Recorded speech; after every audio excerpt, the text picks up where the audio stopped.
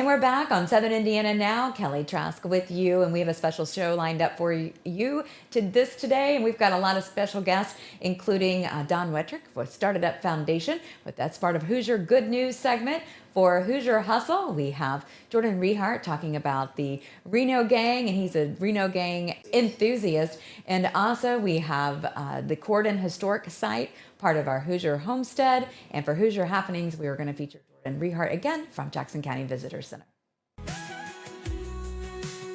And we are so looking forward to our next guest, Denver Bays with Corydon Historic Site. Super happy to have Denver with us today. And we're talking about Corydon, Indiana, which is just northwest of Louisville, just to kind of give you a little perspective. But if you haven't been there yet, Denver, they're missing out, right? Yes. So Corydon is one of the oldest cities, at least in Indiana. I say city, we're town. Yeah. Founded in 1808, and we were the first state capital, which a lot of people don't know, but it's okay. I feel like since I was born and raised there, that's the reason I know. I love that. So a lot of stuff's happened in Corydon. So let's talk briefly about some of the history and highlights and things that you'd like to share. Yeah. So as I said, we were founded in 1808. William Henry Harrison is credited to giving the town its name after a character from a song called the Pastoral Elegy. By the way, it's a dead mythical shepherd boy. So interesting, and hopefully the most morbid story. Fun fact. You know. But William Henry Harrison founded the town, and then shortly thereafter, we became the second territorial capital, and then the first state capital in 1816. Of course, before the capital moved to Indianapolis in 1825. All right, so let's talk about Corydon's role as the first state capital in Indiana. So, really, the stories and really the history tell us that Indiana was very much a divisive state when it came to beliefs. Vincennes was actually the first territorial capital. Okay. And they were pro-slavery and anti-statehood. And Corydon was the opposite. Yeah. So this is one of the reasons why Corydon was the first territorial capital. Okay. And then, of course, we become the second territorial capital. First state capital. That's fascinating. All right, fantastic. Tell me about some of the major events that happened during Indiana's territorial time in the beginning of Corydon. So Corydon's boundaries, the downtown is basically what the size was of the city during the capital period. We had a lot of taverns and therefore a lot of people traveling through Corydon. Believe it or not, it was a hub.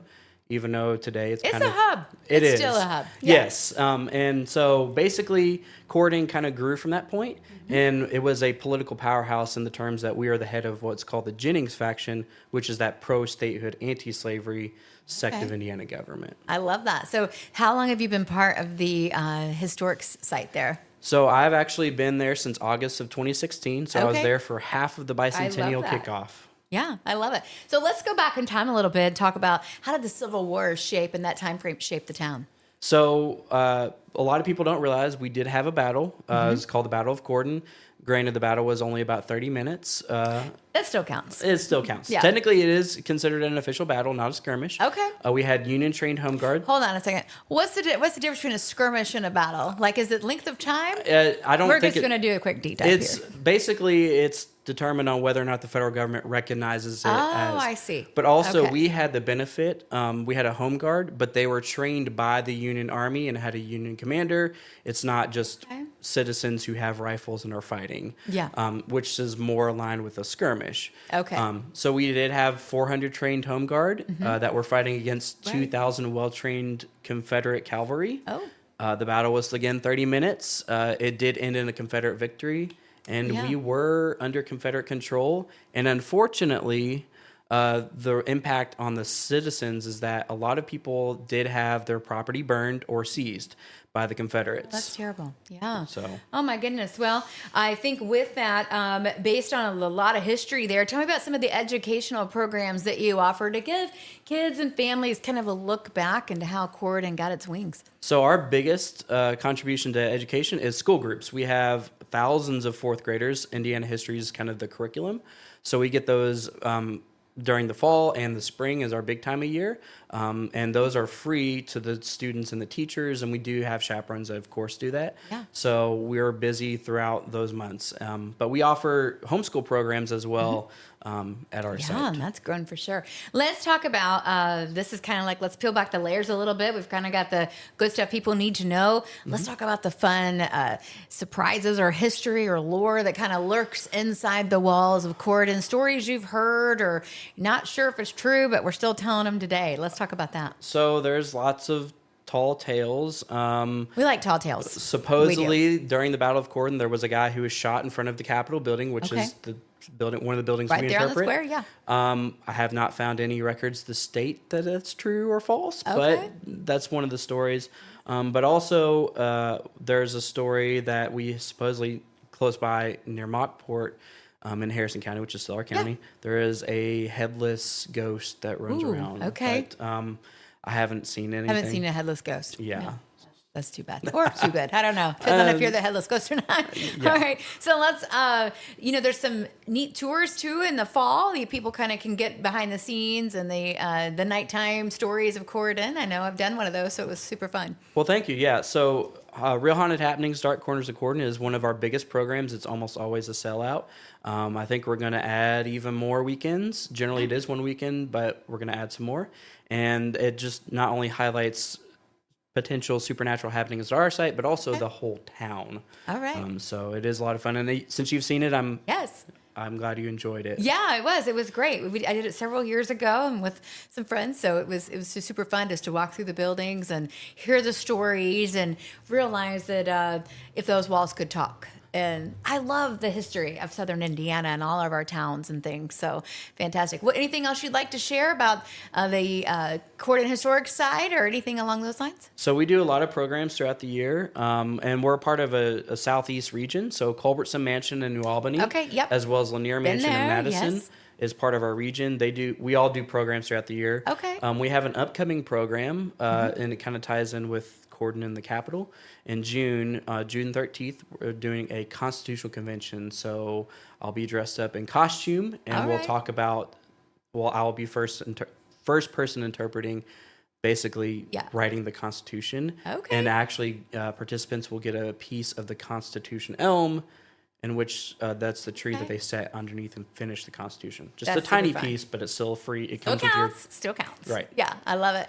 Where can they find more information, Denver, and then how can they get connected with the Corydon Historic Site? So our website is indianastatemuseum.org, and there's a menu, and you can go to historic sites. You can find our site there. We have all of our programs that you can pre-register for, information about our site. They can also reach us via site phone, which is 812-738-4890. Okay. And we always recommend, especially during school group tours, that you call in advance to schedule tours because we may not be able to get you in. Yeah, I love that. Do check it out, and you can connect with Denver or the staff and get some information about how you can tour Corydon and the surrounding area and find out some of the stories for yourself. We'll be back on Southern Indiana Now. I'm Kelly Trask. Join me, Jay Hubbard, weekdays from 6 to 10. Every morning, it's Jay's Morning Wake-Up Call, blending today's greatest country hits with local news, weather, and a couple laughs. Jay's Morning Wake-Up Call on 92.7 WXKU.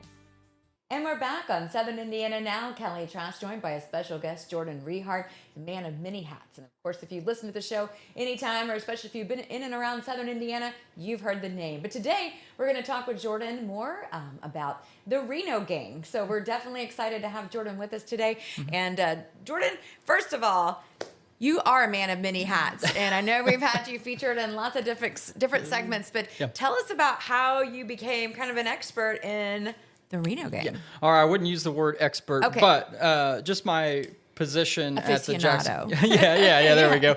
An enthusiast, maybe. Yes, that's good too. Just my position at the Jackson County Visitor Center. I'm the public relations manager. So when people walk into our office to tour it, sometimes they want you to walk them through things. One of the pieces that we have in our office is a display that walks them through the history of the Reno Gang, and it is a compelling story. So it's kind of sparked my interest over the years just from just knowing about it growing up here, but also working professionally in Jackson County, researching that out to share with the visitors. We also do school tours at the visitor center.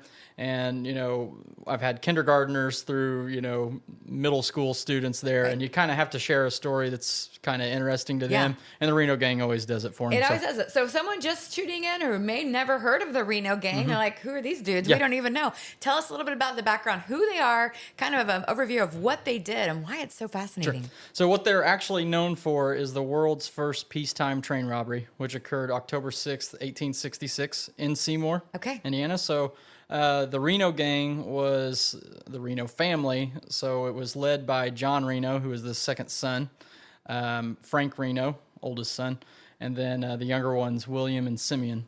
They had another brother, Clint, who was not involved in the gang. They had a sister, Laura, that was not involved in the gang either. So they kind of got their start in the 1850s. They grew up in Rockford, which is now a Seymour address, right? But it used to be its own separate community and predated Seymour. And that's where they grew up. When in the 1850s, they started, doing arsons, maybe some murders, and then robbery. Some murders, no big deal. Robberies, stuff like that. When the Civil War came about, they did something called jumping bounty, which is they would sign up for service in the Civil War, collect the bounty payment that the government would pay, and then never show up for service. And they do that under multiple aliases. They returned, to Rockford and started the gang. And at that time, in the 1850s, Seymour had started by Meady Shields and got the railroad to go through Seymour. And people left Rockford for Seymour because of economic opportunity. Kind of funny because it's really, just right here. But back in those days, you're riding by horses long distance. Yeah, that was a long way. So land became really, really cheap, and it was really empty. Wilkinson Reno, the Reno Gang's father, bought up all those lots. And so that was the perfect place for them to kind of have a lot of space and hide out. In fact, Wilkinson Reno had so much property, he was the highest paid property taxpayer in Jackson County one time. So they stuck out their gang there. And like I said, October 6th, 1866, John Reno and a guy by the name of Frank Sparks, who was a member of the gang, boarded a train in Seymour about 7 o'clock at night, let it go down a quarter mile down the railroad track, stopped, got the train to stop, and they went into the messenger car where all the ticket fare money was and threw out 2 safes. Other members of the gang rode up on horseback, got those 2 safes. One of them wouldn't open, so they just left it. But the other one had between $12,000 and $18,000, and that was the world's first peacetime train robbery. All right, so that's pretty significant, especially because there's a lot of lore around the unopened safe. That's right. So let's learn a little bit about that. Tell us, are people still looking for it today? Yeah, people kind of joke about that. Parts unknown, or the one show from Discovery Channel recently did an episode. So they came and they found old coins around their old homestead and stuff like that. Actually, I think the Reno gold that people look for actually comes from their third train robbery. So one thing that people this is a fun fact, a lot of people don't realize, they committed the world's first train robbery. They actually committed the world's first 3. And the third one was their last one. And I bet they're mad they're not getting all the credit right now. Yeah. So the third and final one was in May of 1868 in an area called Marshfield in Scott County. And that one was one that kind of projected them to really get attention because they got between $96,000 and $175,000. Great deal amount of money today, but crazy amount of money back then. And they say that the story had went that they had buried that money to hide it. Okay. So that's what people are actually looking for. Oh, all right. But maybe too, there's probably something out there what happened to that safe that just lay there after that first one. So for treasure hunters out there, Jordan, are you going to give them any thoughts as to where you think it might be? Yeah, well, I don't know about that. They're actually, if you watch that episode on Discovery Channel, there is a cave in Clark County that perhaps could have been there. But I always tell kids who are at the visitor center for a field trip, don't dig in your parents' backyard. Probably not going to find it. Don't want people mad at us, right? No, we don't. Anyway. Nor do you want to say, hey, it's X, Y, Z, and someone just heads there, and you're like, I don't know. All right, fantastic. So one neat thing, too, is that we kind of can, just based on stories being passed down, we can kind of pinpoint in some realm of where the first train robbery occurred. So there's old expired railroad tracks right outside the Visitor Center building. We're at 100 North Broadway Street in Seymour, old restored train depot. And you could still see the railroad ties are still in the grass. If you stand there and you look east, it's about a quarter mile down the track. So it's behind what used to be the old Indiana State Police Post. Okay. It's either between there and the Burkhart overpass. Okay. So that's kind of where the zone of Reno the first Gang, one. well, the first one happened. Okay. So just quick thing. Why'd they stop after 3? Well, so like I said, that got a lot of people's attention. Yeah, imagine. Yeah. The Adams Express Company was really frustrated because they were losing all this money. The federal government was very frustrated because all of this was happening. People locally were frustrated because Seymour became known as a dangerous town. So the U.S. government and the Adams Express Company hired a guy by the name of Alan Pinkerton. Detective agency, police agency. I feel like that could be like a show on Yeah, Netflix at this point. yeah. He invented the undercover sting operation. And Okay. when he did that, maybe one of the early times that he used that theory was against the Reno Gang. So hired Pinkerton. They had, I believe the Pinkerton agents had kind of befriended a bartender in a local saloon that the Reno Gang hung out at called the Raider House, which was over on Indianapolis Avenue. And he would inform Pinkerton of what their next plans were. And they were planning on robbing a train that was going towards Brownstown. And what happened was Pinkerton had contacted the engineer of that train or the messenger car guy and said, hey, why don't you approach the Reno Gang and work with them to stop this train? So the guy did that and said, I'll stop the train, let you guys rob it, no problems, just give me a cut of it, and move on.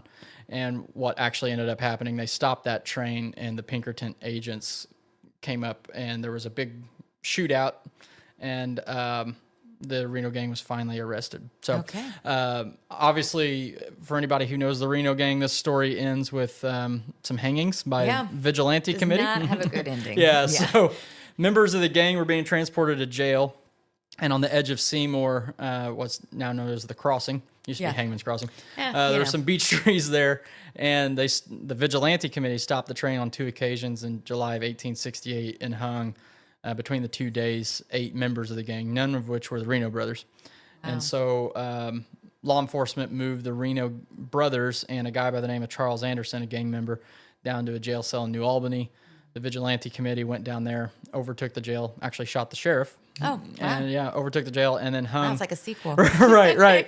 And hung Frank Reno, Simeon Reno, William Reno, and Charles Anderson from the second story of that jail. John Reno, leader of the gang, was serving a jail time in Gallatin, Missouri. 10-year sentence. And actually was that's when his brothers were hung and killed. He served another 10 years and came back to Seymour after that and was found not guilty on a counterfeiting charge over in Brownstown and actually lived out his time peacefully in Seymour until he died in 1895. That's crazy. So that's kind of how it kind of caught up with him. There's so much lore in and around Southern Indiana about where the treasure could be. People still talk about it. Yeah. I actually heard that it was melted down and made into different pieces and given away to family members. Oh, I mean, I've heard that one. That's interesting. Doorknobs, different things like that. I'm like, well, that's hidden in plain sight. That could be a thing. Yeah, and there is an area. I think one question we were going to talk about too is landmarks. Yeah. So there's some interesting things around. If you go to Chateau de Pique Winery, the edge of their parking lot, there's a hill. And you walk up there and you'll see the kind of the foundation of a building that still remains, and that was their homestead. Okay. Other parts, their graves where they once were buried, maybe, are in the city cemetery. But people were very upset that their loved ones were buried in the same cemetery as the hated Reno Gang. Yeah. So I think they were actually relocated in the city cemetery. But the 3 graves for Frank, Simeon, and William are there in a little gate. You can see that. Okay. And then I mentioned Charles Anderson, member of the gang who was hung in the New Albany jail. We have a jail cell that he was held in New Albany at the Visitor Center that we can take you to. Kids always love that one. I did not know there's a jail sale at the visitor center. There is a jail sale. So if you act up. Yeah, it looks like a shed. It kind of looks like a shed, but you go out there and it's a jail. It's got the old, keyhole, and it's got like the old, ring Fun to open it up. facts. Yeah. So come by and see it. Yeah. We'll be more than happy to open it up, let you take a look around. So. All right. So if you'd like to get more information about the Reno brothers, the history, or maybe where you can find the treasure, how can they reach you, Jordan?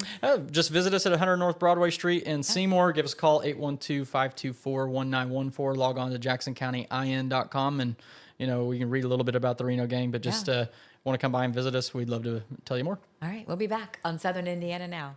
Wherever you go, our stations have your music, local news, local sports, and local weather covered. 95.3 WUME brings you today's best hits, along with Paoli sports, local news, and weather. 98.7 WSCZ plays the timeless favorites from the 60s, 70s, and 80s, as well as local weather and Orleans high school sports. And 96.9 WKLO keeps it country with all your favorite classic country hits, plus Corydon and North Harrison high school sports, as well as local news and weather. Your soundtrack for Southern Indiana is found on 95.3 WUME, 98.7 WSEZ, and 96.9 WKLO.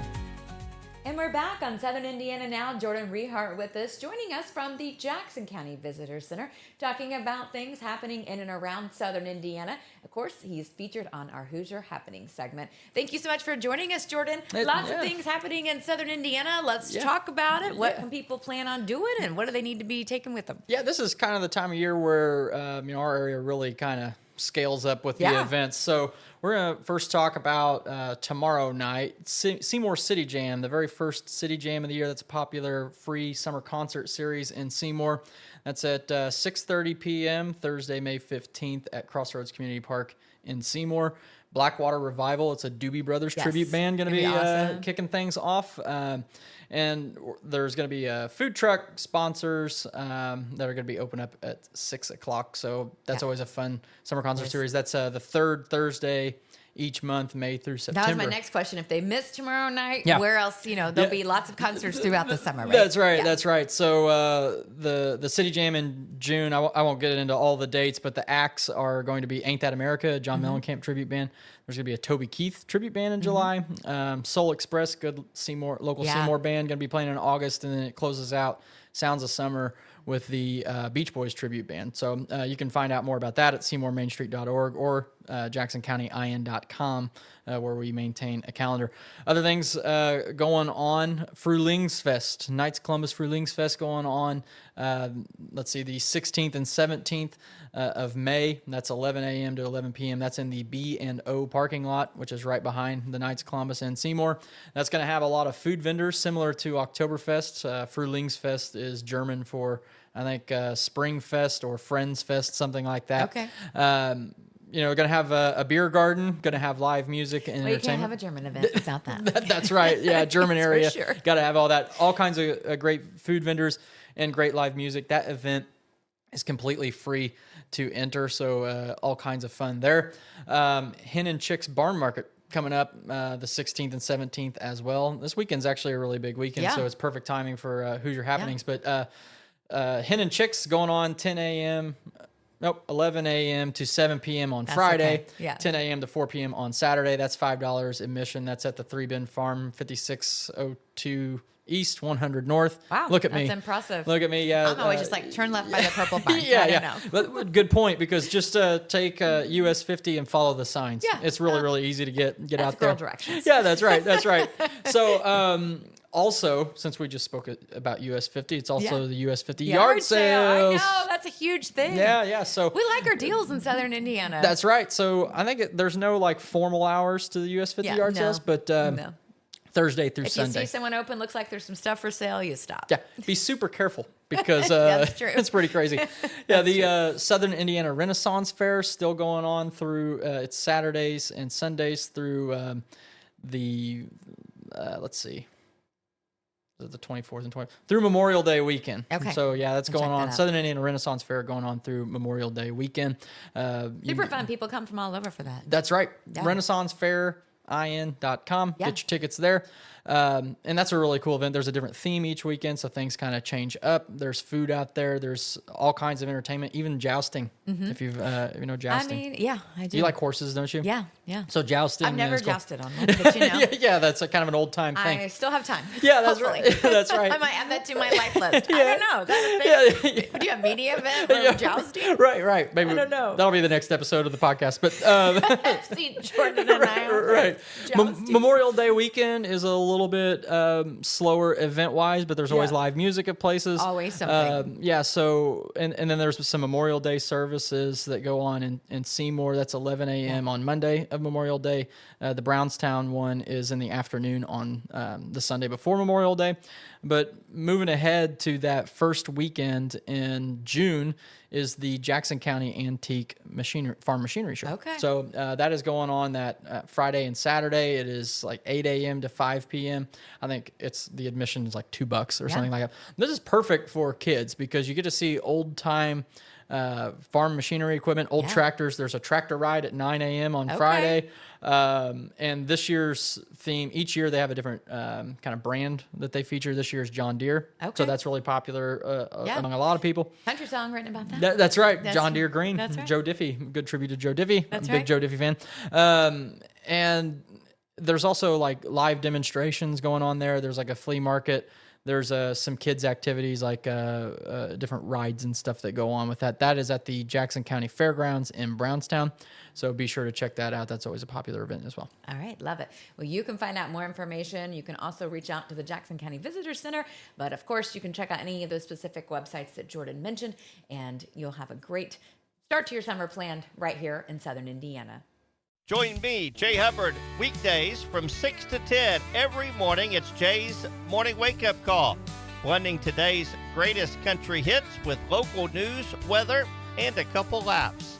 Jay's Morning Wake Up Call on 92.7 WXKU. And we're back on Southern Indiana now and wanted to highlight some special people that are definitely making headway in and around the state of Indiana and especially Southern Indiana. Of course, the Startedup Foundation. And we're with Don Wettrick, and he is the CEO of the Startedup Foundation, which is part of the Innovate Within. And Don, give us a little bit about who Startedup is and how it impacts kiddos and what sorts of big things are happening. Sure. Thanks for first of all having me on, Kelly. Appreciate it. So Startedup really started it from my classroom. I had a bizarre class called Innovation and Open Source Learning. And the driving thing was, if school didn't get in your way, what would you want to do? What would you want to accomplish? What problem would you want to solve? And the classes kind of took a really interesting trajectory. We got our students that, I had some kids that got patents. I got some students that started real things. And then we kind of noticed it was really a class about entrepreneurship. Entrepreneurs solve problems. Everything you've ever bought in your life solved a problem, whether it was you were bored or hungry, or you didn't, want to bend over and tie your shoes, so you bought Velcro shoes. And so the class kind of made a name for himself and ended up writing a book, and the book did better than I thought I would. And so the governor and the IDC had taken a shine to it. So they said, hey, we're thinking about this Shark Tank for high school students. And, I told them, like, I yes, but no. I said, I don't want this to be a business idea competition. I want them to be able to actually carry out and want to do the thing that they want to do. So we told them, like, the theme would be see a problem as an opportunity. If you can see problems and opportunities, you'll never run out of opportunities because there's always going to be some problems. So they allowed me to run with it. So we've kind of grown it and scaled it now to the biggest high school pitch competition in the country. And again, we're trying to make it less about ideas and more about practicality. What problem did you identify, and how are you going to go about it? And the blessing is at the heart of it is that this is anchored by teachers. So we have a fellowship of rare teachers.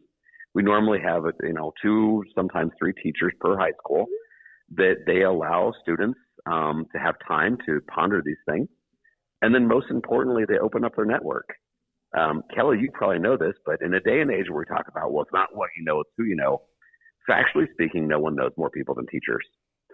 And their network, if they're the right teacher, it's usually a really trusted network. And then, my gosh, if you've taught, especially for like 10 years, you know a couple of hundred families, and those moms and dads and aunts and uncles and even former students have great networks. So when our students come up with something they really want to work on, that teacher knows a lot of times who to pass them off to or who to point them towards. And so that's kind of led to this whole big thing with Innovate Within. So Innovate Within is the name of our pitch competition because it's the capital IN for Indiana. But the Startedup Foundation is that's how it was anchored, is that I was just having a lot of great networked people. So really it looks like startup, and ed is a little bit in the middle of it because we're a startup mindset organization that's inside education. So Startedup is always looking for great anchor teachers to be a part of this fellowship.